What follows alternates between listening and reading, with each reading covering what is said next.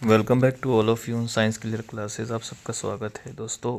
जो EMRS का paper होना है उसके लिए जो राष्ट्रीय शिक्षा नीति पूछी जाएगी, 10% लगभग जो होंगे आपके इस पेडागोजी से और शिक्षा नीति से होंगे। तो उसके लिए हम राष्ट्रीय शिक्षा नीति के बहुत स्पष्ट और सारांश टाइप नोट्स बनाए हैं हमने। तो इससे आपका जो प्रश्न है कम से कम 2 से 3 प्रश्न पक्के हो जाएंगे। तो जो चैनल पर नए आए हैं उसको सब्सक्राइब करें, शेयर करें। तो शुरू करते हैं आज की वीडियो। राष्ट्रीय शिक्षा नीति को 2020 में लागू किया गया था। राष्ट्रीय शिक्षा नीति भारत की तीसरी शिक्षा नीति है जिसको 34 वर्षों के बाद, ध्यान रखना है, 2020 में लागू किया। इसका उद्देश्य जो मेनली है वो शिक्षा को क्या है, अधिक लचीला बनाना। सबसे पहले है लचीला, कौशल आधारित, प्रौद्योगिकी उन्मुख और छात्र केंद्रित। 4 शब्द का ध्यान रखना है। एक तो लचीला है, ठीक है, लचीला। एक हो गया आपका कौशल आधारित, ठीक है। दूसरा है कौशल आधारित, प्रौद्योगिकी उन्मुख और छात्र केंद्रित, ठीक है।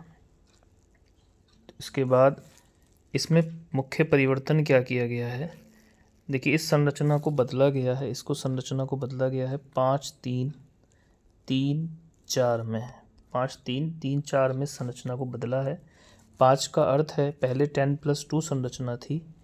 5 का अर्थ है 3 वर्ष के तक जो है प्री स्कूल में पढ़ाना है और फिर कक्षा 1-2, तो ये हो गए 5 वर्ष। इसे कहेंगे हम फाउंडेशन स्टेज। क्या बोलेंगे हम इसको? Foundation stage. उसके बाद 3 वर्ष का मतलब है कक्षा 3 से 5, यानी प्रीपरेटरी स्टेज।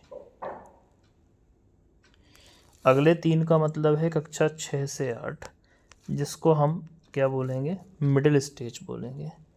अगले सेकेंडरी स्टेज का मतलब है 4 वर्ष, कक्षा 9 से 12। तो इस तरीके से ये 4 संरचनाएं हो गई हमारे पास शिक्षा की।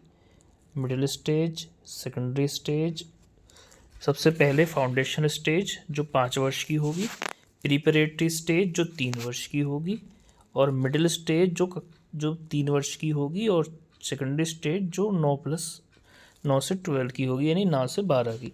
तो इस तरीके से नए फार्मूले के अकॉर्डिंग 5-3-3-4, 53-34 से याद रखना है, आपको याद हो जाएगा।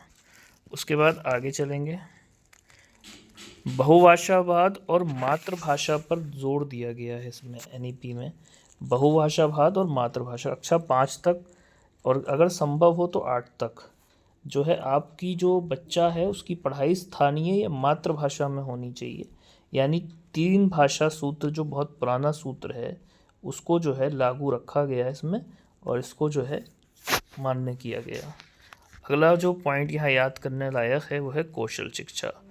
कक्षा 6 से ही कोई वोकेशनल एजुकेशन देनी चाहिए, जैसे कोडिंग है, कारपेंट्री है, गार्डनिंग है, डिज़ाइन है। मतलब कुछ ऐसा कौशल विकसित करें बच्चों में हम छठे से ही, जिसकी अगर उन्हें जो पढ़ाई या मेन शिक्षा के द्वारा कोई नौकरी वगैरह नहीं लगती है तो कुछ ना कुछ वो अपना जीवन यापन के लिए कर सकता है। उसके बाद नई मूल्यांकन प्रणाली जो है, पहले मूल्यांकन प्रणाली जो अभी तक चल रही है वो वार्षिक है, यानी हम जो है हाफ ईयरली या एनुअल के रूप से एग्ज़ाम कराते हैं। लेकिन अभी जो हम नए लाए हैं उसमें 360 रिपोर्ट कार्ड होगा, जिसमें छात्र की स्किल, एटीट्यूड, वैल्यूज़ का भी आकलन होगा। स्किल का, एटीट्यूड का, वैल्यूज़ का, SAV कह सकते हैं हम इसे शॉर्ट में। स्किल, एटीट्यूड और वैल्यूज़ का भी आकलन होगा। उसके बाद उच्च शिक्षा में हमने कुछ परिवर्तन किए हैं। शिक्षक बहुविषयक शिक्षा होगी, मल्टी डिसिप्लिनरी एजुकेशन होगी। विज्ञान, वाणिज्य और कला के बीच की दीवारें हटाई गई। यानी जैसे पहले आपने क्या किया, BA किया, ठीक है, तो आप BA के बाद केवल MA ही कर सकते थे।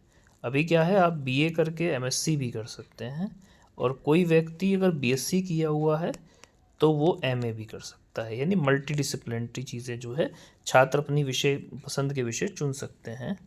उसके बाद 4 साल के इंटीग्रेटेड प्रोग्राम लाए गए जिसमें 4 ऑप्शन होंगे।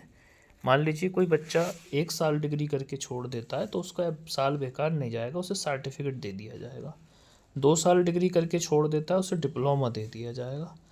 3 साल की करके छोड़ देता है उसे डिग्री दी जाएगी, और यदि वो 4 साल का समय पूरा लगा देता है तो फिर उसे रिसर्च डिग्री दी जाएगी। तो इसके बाद अगला पॉइंट जो इसमें इम्पोर्टेंट है, एमफिल को समाप्त किया गया। ये बात याद रखना है, पहले रिसर्च का एक सब्जेक्ट हुआ करता था एमफिल, उसको अब NEP 2020 ने समाप्त कर दिया है, अब एमफिल नहीं होगा। फिर है राष्ट्रीय शिक्षा मिशन। एक राष्ट्रीय मिशन में हम क्या करेंगे, जैसे अभी तक हमारी गवर्निंग बॉडी UGC है, UGC का मतलब यूनिवर्सिटी ग्रांट कमीशन है, और ये सारी यूनिवर्सिटीज़ को देखती है। इसमें कहा गया है कि हम एक हायर एजुकेशन कमीशन बनाएंगे, एक higher education commission of India होगा जो HECI होगा, और ये निगरानी करेगा सभी उच्च शिक्षा संस्थानों की, जो UGC की जगह भी लेगा। शिक्षा से भी संबंधित कुछ सुधार किए हमने। टीचर ट्रेनिंग में बड़े बदलाव लाए। B.Ed 4 साल का होगा, इंटीग्रेटेड कोर्स होगा। शिक्षकों के निरंतर पेशेवर प्रशिक्षण दिए जाएंगे, कंटिन्यूअस प्रोफेशनल डेवलपमेंट होगा। ये अगला सुधार है शिक्षकों से संबंधित। डिजिटल शिक्षा पर जोर दिया गया है NEP 2020 में। ऑनलाइन शिक्षा, डिजिटल लाइब्रेरी, कंटेंट, स्कूलों में स्मार्ट क्लास और तकनीकी आधारित सीखने को बढ़ावा। नेशनल एजुकेशनल टेक्नोलॉजी फोरम को स्थापित किया जाएगा, NETF को।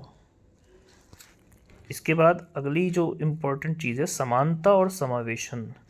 पिछड़े रूप से और पिछड़े वर्गों के लिए विशेष सहायता होगी, जिससे कि वो शिक्षा में मैन आ सके। ड्रॉप आउट की जो दर है, जो बच्चे स्कूल छोड़ जाते हैं, स्कूल से ड्रॉप आउट ले लेते हैं, उसकी दर घटाने पर फोकस होगा। जेंडर इक्विटी केंद्र होगा, ताकि लड़की और लड़के का जो फ़र्क है वो ख़त्म हो जाए। उसके बाद अगला जो ज़रूरी चीज़ है इसमें, अनुसंधान और नवाचार के क्षेत्र में 2 संस्थानों को जो है स्थापित किया जाएगा। नेशनल रिसर्च फाउंडेशन बनाई जाएगी, नेशनल रिसर्च फाउंडेशन बनाई जाएगी। स्कूल और कॉलेजों में इनोवेशन लैब्स होंगी, जहाँ पे बच्चे इनोवेशन क्यों सीखेंगे और इनोवेशन में नया करेंगे। शिक्षा का सकल घरेलू उत्पाद में निवेश बढ़ेगा, जो GDP का 6% तक बढ़ाने का लक्ष्य है। ये ध्यान रखना है, GDP का 6%। निष्कर्ष ये है इसका कि NEP 2020 शिक्षा को अधिक आधुनिक, लचीला, कौशल आधारित, तकनीकी रूप से सक्षम और छात्र केंद्रित सीखने को याद रखने के बजाय समझ, रचनात्मकता, कौशल और आलोचनात्मक सोच पर जोर देती है।